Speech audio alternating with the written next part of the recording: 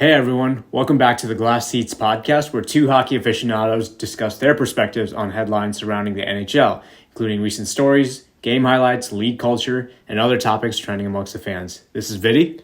And my name is Mrinal, and I'm excited. I'm very excited. Episode 2. Yeah. Here we go. How you been, man?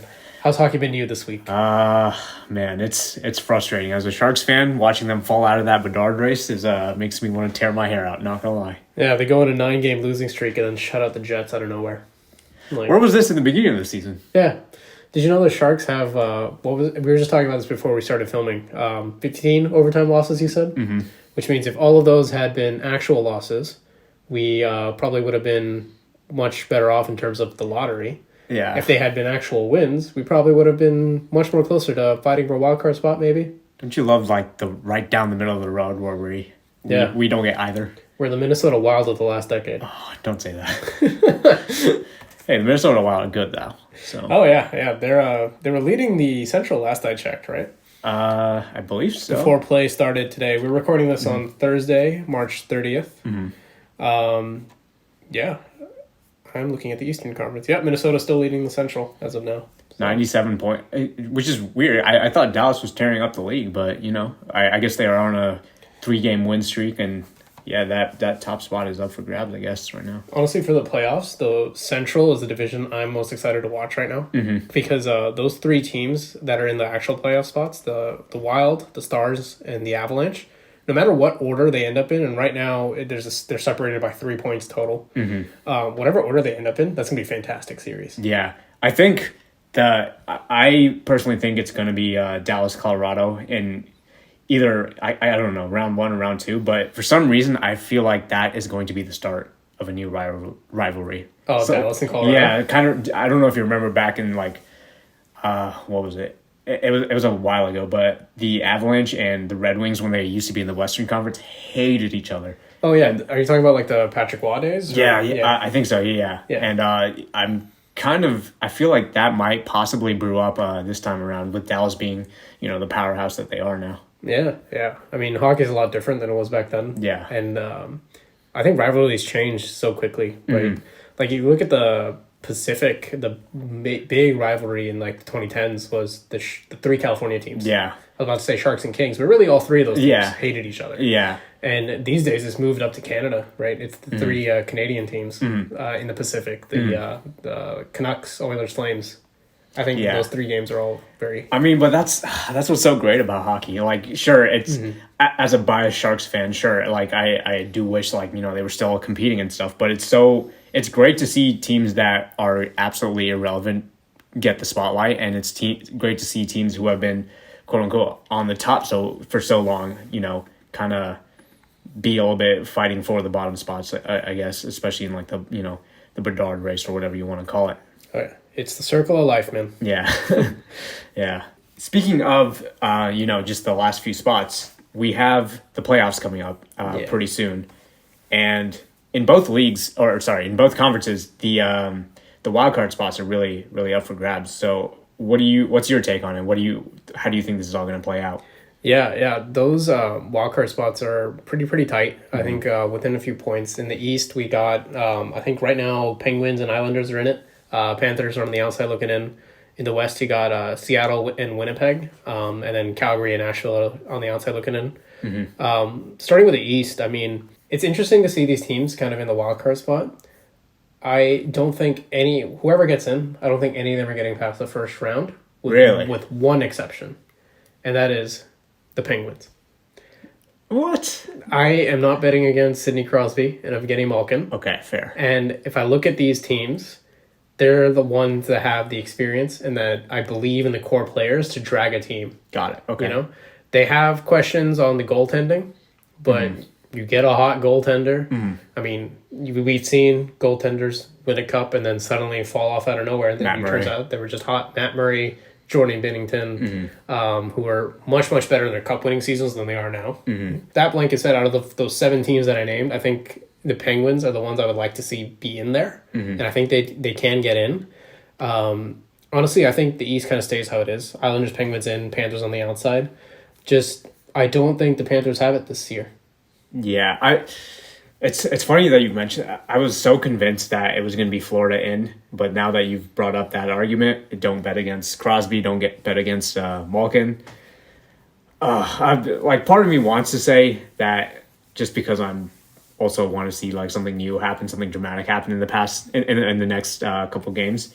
I want to see Florida just like take that spot, but yeah, I would have to agree with you. If Florida enters the wild card race or takes the last wild card spot, I don't see them getting past the first round. Just me personally, and for the same reason, I just don't think they're all the way there yet.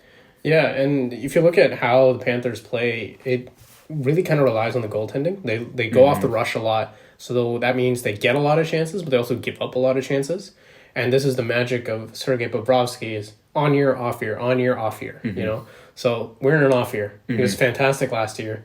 So this year, who knows? I could bet you, I would be willing to put money on next year. No roster change for the Florida Panthers. Vastly different team, just because Bobrovsky's good. You're probably right. Yeah, I mean. So the thing is, with Florida, there was also the huge trade with Calgary. There was a whole bunch of players swapped. So both Calgary and Florida had, drastic changes in their lineups, and they're both very close to wildcard spots. I'm pretty sure they're both, third out from the wildcard spots in their respective conferences. Not exactly relevant to the standings, but do you think that trade worked out for both teams or not? So I think it was fine. Like the big swap was Jonathan Huberdeau for Matthew Tkachuk, who Tkachuk went from Calgary to Florida, Huberdeau the other way. To me, they're kind of a wash. They score their points in different ways. Tkachuk has a bit more bite to him. Huberdeau's more finesse. But I think they're very similar in terms of their scoring output at the end of the day. Yeah. I think the bigger loss for Calgary was losing Johnny Gaudreau. Oh, yeah. That was this offseason, right? Yeah, he went to Columbus. Yeah, feels like it was longer ago. Yeah. But yeah, it was this offseason. Yeah. So I think Calgary lost more than Matt Tkachuk, and which is why they haven't been where we kind of expected them to be, which is like in the Battle of Alberta, fighting Edmonton in the Pacific. So they kind of weren't there. For Florida, I think goaltending was the fall, right? I think they've had a few injuries on their back end as well this year. So, I just don't think I see them in it this year. Not to say that this is like rebuild time for them, but just not this year. Before we wrap on this, so let's say playoffs started tomorrow. What's your final ranking wild card on both conferences? Yeah, so I'm thinking Islanders, Penguins. In terms of which one gets the wild card 1 spot, do you want me to get that specific? Yes, I do. Man, I'm trying to see what the point. It's 3 points difference. Islanders are 6-3-1 in their last 10. Pens are 4-6-0. I'm gonna say, you know what? I'm just gonna hope for what happens. I'm gonna hope Pittsburgh gets that wild card 1 spot, so then they get a matchup with Carolina, which is much more favorable than Boston, and gets them a deep run. I would love to see another deep run from Crosby. Yeah. Honestly, we're getting to the end of his career here. McDavid's kind of taken over as probably already is that guy. You see the new generation of players, right? It's the McDavids, it's the Matthews, it's McKinnons, it's the Robertsons. So I would love to see Crosby get another deep run. One last time, yeah. That would be sick, actually. In terms of the West, I think Seattle's going to get it. They've got a 3-point lead on Winnipeg for the wildcard 1 spot right now, and they got 2 games in hand. I think they've done enough. They haven't been great in the later half of the season, to be honest. Yeah. But they were so hot in the beginning. Yeah. I think they'll ride it in. Honestly, the other 3 of them, I feel like, they're fighting over scraps. It's like, come on. All of them... Scraps in what way? What do you mean by that? Like, it's... I'm trying to think of what the analogy is. Like if they get in, they're just going to, get destroyed? It's like they're racing each other for second place. Okay. But I mean, okay. In the NHL playoffs, anything's possible, though, right? Yeah, but I'm like, come on, guys. Like, Winnipeg, it should be Winnipeg's spot. But they have been absolutely terrible. Okay. What was the head coach's name? Rick Bowness was railing into his players saying, hey, they have no motivation. I did see that, yeah. Yeah. Calgary was kind of a late addition to this race. Like, they were kind of out of it. I had counted them out. I did too. I'm not gonna lie, I did too. And they kind of heated up. Yeah. So it'd be a story if Calgary gets in, because if they get into wild card 2, And Edmonton, if Edmonton wins the Pacific, which is a possibility, we could get a Battle of Alberta in the first round, which would be cool. I don't. But it's far-fetched. Yeah, I personally don't think Edmonton will win the conference. Honestly, okay, so in terms of my predictions, I agree. Seattle will take the wild card one. Mm-hmm. I think Calgary will take the second one. Honestly, I mean they're coming out of nowhere, and we've seen teams that enter the postseason hot just continue all the way through. If you enter the postseason ice cold, it usually reflects pretty quickly in your playoff performance. So I think Calgary will be a dark horse. Honestly, I'm gonna contradict you, and I'm gonna say Winnipeg keeps it on the sole basis of Connor Hellebuck. That is true. That man is dragging this team, and especially that defensive core. Like Winnipeg can score, yes, they can't defend, and they don't need to because they have Connor Hellebuck. Yeah, so Connor Hellebuck is what was it, Thanos that said, "Fine, I'll do it myself." Yeah, basically. yeah, that's what Connor Hellebuck's doing right now. Yeah, and if he doesn't get a Vezina nominee, I think that's a snub. Yeah, we'll talk about that coming up soon as well. But I'm gonna say maybe this is boring because I'm predicting it stays as it is. Mm-hmm. But I think Winnipeg gets in. Seattle, I think, has a lockdown. Yeah. Again, I don't see them going farther than the first round, if I'm honest, with the exception of Crosby and the Penguins. Mm-hmm. But I think they'll get in. Yeah. Okay. Fair. Man, but before we started recording, I was convinced that Florida was going to take that wild card too, but now you've provided a great counter argument. Yeah. And yeah, okay, yeah, you're right. Islanders wild card 1, Pittsburgh wild card 2 in the East. And I think Crosby wants it, man. Yeah. And Malkin too. Have you watched any Penguins games or highlights recently? I haven't in a while, no. They are celebrating goals, man. It feels like in a good way or bad way? Like they're hyped when they score. And this is a guy who is going to be a first ballot Hall of Famer. Of course. 3 Stanley Cups. Mm-hmm. He was the best player in the league for a decade. Mm-hmm. He's still celebrating like he hasn't won a cup yet. Yeah. He's hungry. I'm starting to feel the magic a little bit. Yeah. Man, like it's one thing to talk about like, oh, who's going to take these wild card spots or whatever, but it just makes me so anxious. I just want to see the playoffs happen so much because it's NHL is just the reason hockey is just so great is you think a team is down and out and they go to the finals. I mean, I hate to bring up this example, but look at the 2014 Kings. 3-0 and then straight to the cup. I was like, that's why hockey's so great. And I mean, you don't see that in other sports. So sure, we can talk about the wild card all we want, but man, let's just get to the playoffs. Yeah, and that's what I'm saying, right? If I had to pick a potential 2014 Kings, it's the 2023 Pittsburgh Penguins. That would be, man. If they do it against Boston, like, hats off. Yeah. But if they get a matchup against Carolina, depending on who gets wildcard 1 versus wildcard 2, I'd watch out. That would be great. Yeah. That would be an exciting one for sure. Yeah. Honestly, if you let me just walk through this scenario right here, right? Sure. So let's say the standings stay as they are. So that's Carolina in first in the Metro, which would mean the Devils and the Rangers play each other. Okay. That's going to be a bloodbath, right? Those are 2 young teams, 2 fast teams, and they hate each other. They've always hated each other, yeah. Yeah, that's a historic rivalry. Yeah. So that's going to be a bloodbath. Let's say Pittsburgh manages to beat Carolina, right? Okay. Then you get a tired Jersey or a tired New York team. I think they could take advantage of that. Then you're looking at an Eastern Conference final run, and you're fighting against whoever comes out of the Atlantic, right? So that's Boston, Toronto, Tampa. If I had to pick one, I'd pick Boston. Yes. But and then, so let's say Boston makes an Eastern Conference final. Then we all know the President's Trophy is a curse, right? Yes. So that's a Stanley Cup final appearance for Crosby and the Penguins if they get that wildcard 1 spot. You should go to Vegas with all this. Sounds like you got it planned out. I got it all locked in. I can see. So pivoting from that, we also wanted to talk about, some off-ice stuff. Yeah. This is kind of, this is not necessarily new news, but it's very relevant and going to be relevant for a very long time. And that's Fanatics. Well, Fanatics basically won the contract to replace Adidas jerseys in the NHL for really long time, in my opinion, a stupidly long time. A 10-year deal for a jersey, for just jerseys in general, especially Fanatics. It's polarizing for sure, and it's drawn a lot of criticism. Right off the top, what are your initial thoughts on it? Don't you think NHL executives should also have to have a max term contract for these kind of things? Shouldn't it be 8 years? Everything else in the That's true. NHL's 8 years. That is true. Yeah. That's to think about. You could give a player a max term deal, and for the entirety length of that deal, this contract won't change.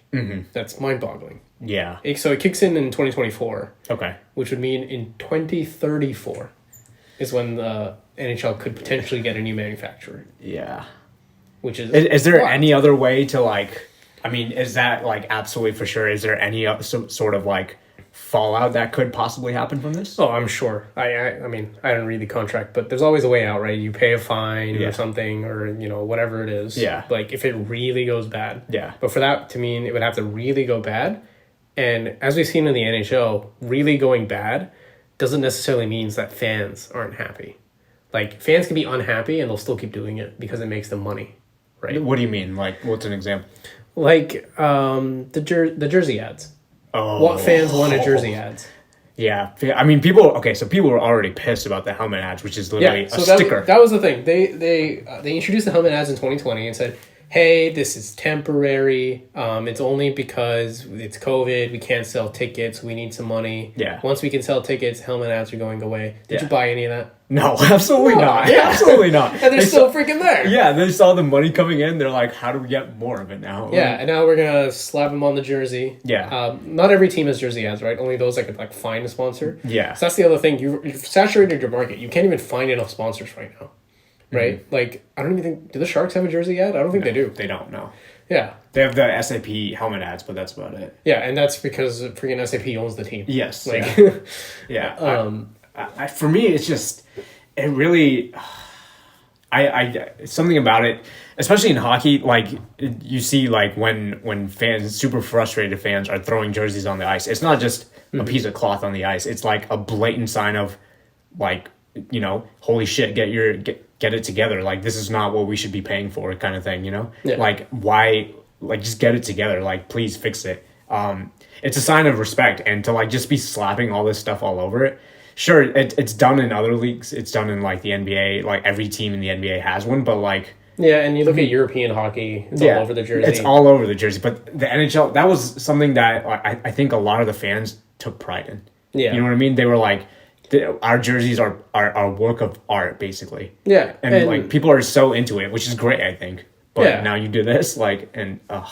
And like, especially some of those ads are like the wrong color. Like, they're none of the colors that are on the jersey. Yeah.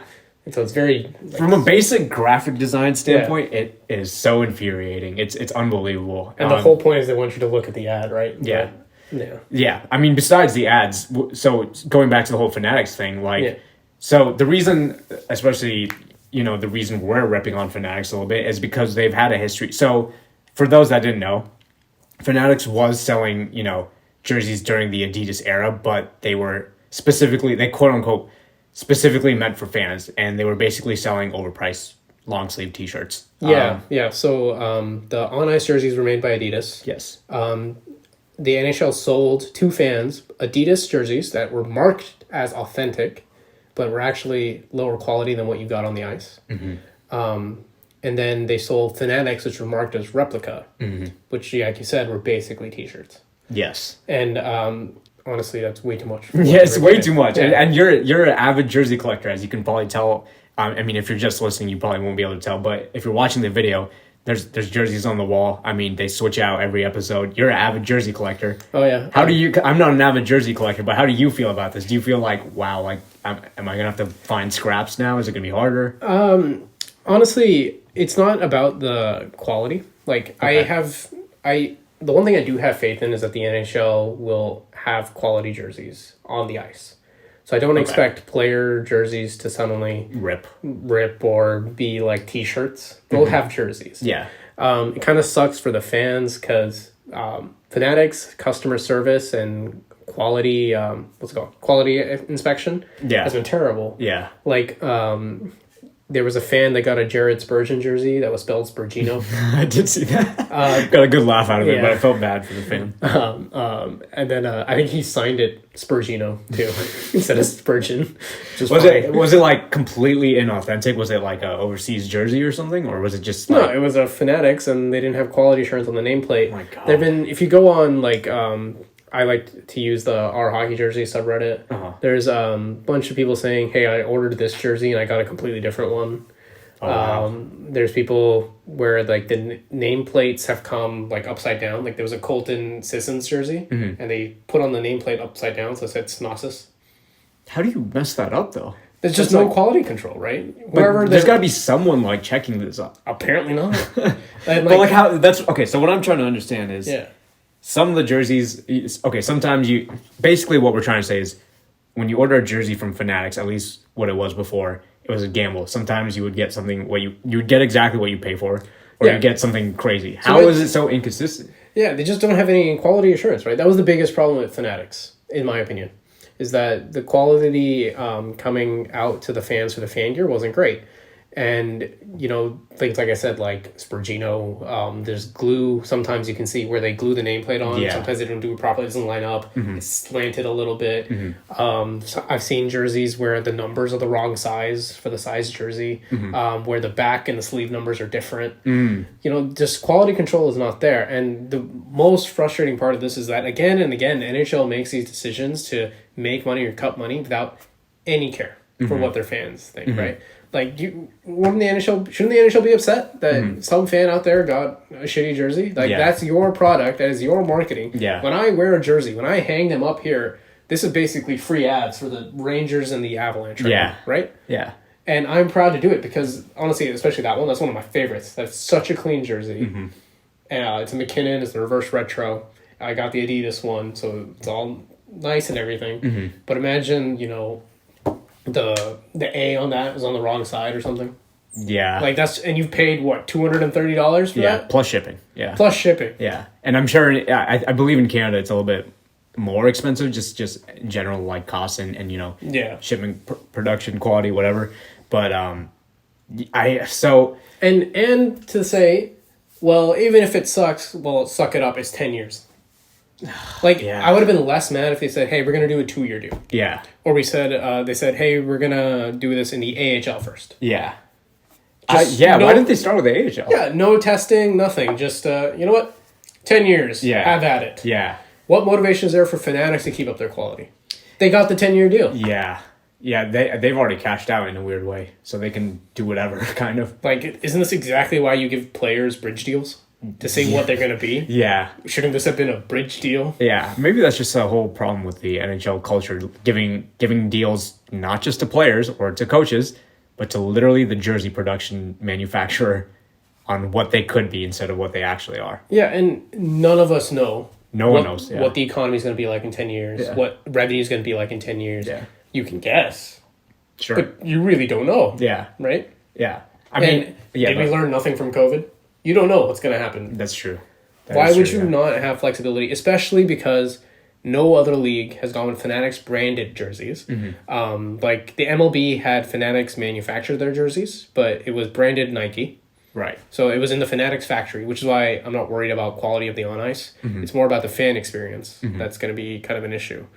And yeah, why'd you have to give them 10 years? Yeah. So a question I had was, so while Adidas Hockey was, you know, making their jerseys, a lot of issues that I had seen was people complaining about the designs more so. Not necessarily the quality of Adidas jerseys, in my opinion, are very good. You know, especially if you pay for the authentic. But there was definitely a lot of complaints from fans about oh, is this the best you could come up with? I feel like Adidas, for the most part, either completely hit the mark or completely missed it.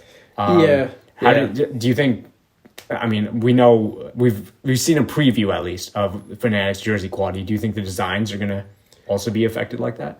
I don't know. I think I'll give them the benefit of the doubt on that one. One thing they did say though is that for the first couple of years of their deal, while they're spinning up facilities and everything, they're going to reduce the number of designs per team.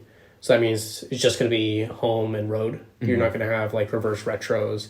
Reverse retro as a program is actually dead. Fanatics has said they're going to do something else for alternate jerseys, which was a shame. I had a lot of fun with reverse retro. loved the reverse. Like, some of the reverse retros were a little odd. Like the Islanders one, they just flipped the stripes, but like, yeah, that one was a little strange to me.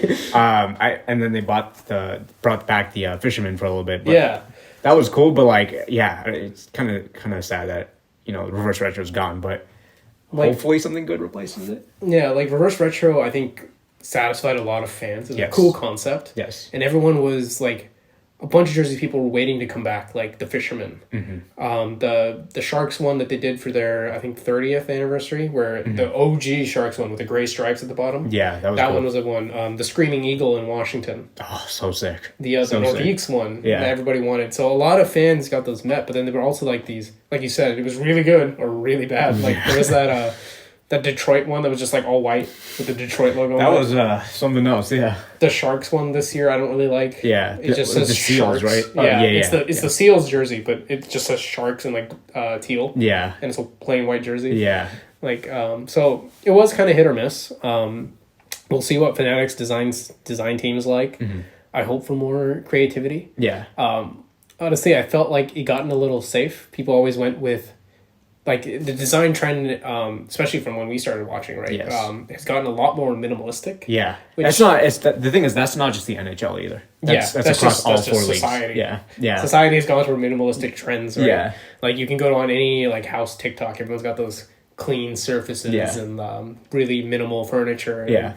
But it's kind of a shame because you don't see much creativity anymore. Yeah. So I'd like to see some weird shit just come back. Yeah, it's again, when we first started watching, we almost thought like so we started watching when the Sharks introduced their first logo, which was 2007, I believe it was. Not the first logo, the new logo. Yeah, with the orange eye. Yes. Yeah. And those jerseys were there's almost too much going on it with like the stripes and everything. And now everything feels plain. Not saying, specifically the Sharks jersey, but like everything is getting more and more plain. And again, it does create a lack of creativity. But I think because of that, and given that technology and like all of that has been able to evolve so much, a lot of the fans have been making their own like mock-up jerseys. I don't know if you keep up with those at all on Instagram. Like people who post like, I did this one. What do you think? Yeah, some of those are incredible. Yeah, some of those are so good, and I'm like, why, Adidas? Yo, hit your man up! Well, like this is amazing. And like something I would love to see is I do feel like there's a disconnect between the NHL and its fans, and the product on ice, of course. But this would be such a sick way for like Fanatics to like get the fans involved. Literally, Fanatics like get the fans involved. Like have like a fan design competition or something. And like do it for a year. Like even if you don't want to like make it a permanent jersey, do it for a year. There was one I remember when the Kraken were first released, like their jerseys or whatever. There was like a guy on Reddit, and he combined like the Seattle Anchor logo with the actual Kraken, and it went viral. Everyone was like, that should have been the logo. And and I vaguely remember this. Yeah, somebody got a tattoo of it and everything, and then they were like, oh, that should have been the logo. And so basically what I'm trying to say with this is I'm hoping Fanatics is a little bit more receptive to the fans' designs, because there's some really good ones out there that people would pay big money for. Yeah, honestly, Adidas felt like it became a little templated. Like you could see a team that has one design, and then another team that have a very similar one, with just slight modifications. Yeah, like Dallas and Chicago. They're the same jersey, different colors, right? Yeah, more or less. Yeah, and like the one people keep mentioning is Tampa and Toronto, which is they're the same exact shade of navy. Yeah, you could literally swap out the crest. Yeah, and be like, it's unbelievable. I remember when they were playing. I think it was maybe like a play-in round or something during the COVID season. Yeah. I didn't know which team. It was hard to like keep a track of like which team was white, which team was blue. Yeah, man, that was a problem in of itself. So I'm hoping, again, they're not going to stray too far from what's already been set out. But I'm really hoping that there is kind of an overhaul, because I think it's needed. Yeah. In terms of just designs and everything, and just the way these designs are approached. I mean, you got 10 years on the line. You better do something cool with it. I don't have high hopes on the quality thing, but I'm hoping the NHL is kind of tougher on them and say, hey, if you're going to be the main manufacturer, we need better quality. But Right. I'm not holding out hope on that. But you're right. Maybe we'll see some cool designs at least. Yeah. I don't know. We'll see how it goes, but Yeah. Well, we're running up on time here. So kind of what are you looking forward for next week? We got about 10 games left here in the regular season. What are you looking forward to? Definitely the last wild card spots filling up. We definitely want to see how that pans out. Again, not even gonna lie, this is the most excited I've ever been for a tank. A tank lottery, if you want to call it that, draft lottery. Just one, not because it's Connor Bedard and he's like quote unquote generational player, but it's actually close. You know what I mean? Usually there's a team that's just like, okay, they're for sure either gonna win or they're gonna get completely screwed by the draft, by the the draft lottery or whatever. Yeah. And it's honestly so up for grabs. There's between Anaheim, San Jose, Columbus, and Chicago. Any of those 4 teams are pretty likely to get it in terms of at least points, are in the bottom 3. Honestly, picks 2 and 3 are not bad either. So that lottery is going to be very very interesting. Yeah, it's a very stacked draft, and I'm kind of excited to see that almost as much as the playoffs this year. Yeah. But yeah, what are you looking forward to? I have all eyes on Connor McDavid. His chase for 70 goals and 150 points. I think he'll do it.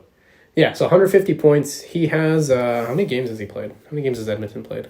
They are currently at 75. So they have another 7 games to go. Yeah. And that's including, I think they're playing tonight while we're recording, actually. Yes. So including that game, 7 more to go. He needs 7 points to get to 150, and he needs 10 goals to get to 70 goals. I think he can do it. Because he just goes on these ridiculous tears sometimes, and it's just like, oh, let me score 4 goals because I can. Yeah, and that would be absolutely historic. I remember last year the whole hype was on Austin Matthews getting 60 goals, and here comes McDavid next year. Like, oh yeah, if he hits 70, I am hyped for this rivalry for the future to come, and I am watching the Oilers and McDavid down the stretch here. Can you imagine the pandemonium that would occur if there was a Leafs Oilers finals? Oh, that would be so much fun. That might be Super Bowl level hype.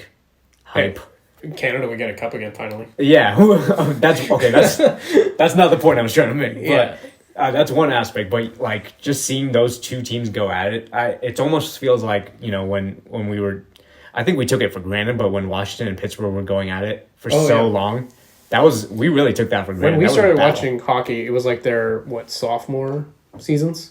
Crosby and Ovechkin's? I think so, yeah. Yeah, so I feel old, but we're seeing these 2 players who are battled the whole time we've been watching hockey are kind of handing off the torches here to Connor McDavid and Austin Matthews, and it's incredible to watch. So yeah. I'm watching that battle. I am watching McDavid down the stretch here, but yeah. Should be a good one. Yeah, and thank you guys for listening to Glass Seats. We're out here every week. We post every Saturday morning covering the NHL, and we're going into the playoffs here. So stick along with us, and we'll see you next week. All right, take care.